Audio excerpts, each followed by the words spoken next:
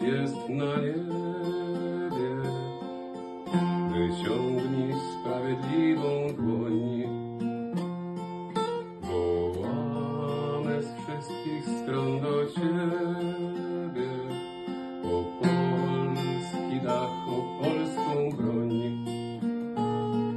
O Boże, skrusz ten miecz, co siecze kraj.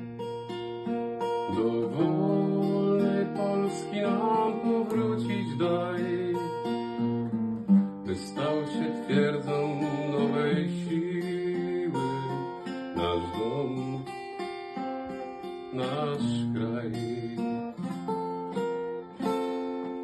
O, usłysz, Panie, skargi nasze, o, usłysz nasz tułaczy śpiew. Warty Wisły Sanogubu, męczeńska do Ciebie płynie krew. O Boże, skrusz ten miecz, co siecze kraj. Do wolnej Polski nam powrócić daj, by stał się twierdzą nowej siły nasz dom, nasz kraj. O Boże, skrusz ten miecz, co siecze kraj.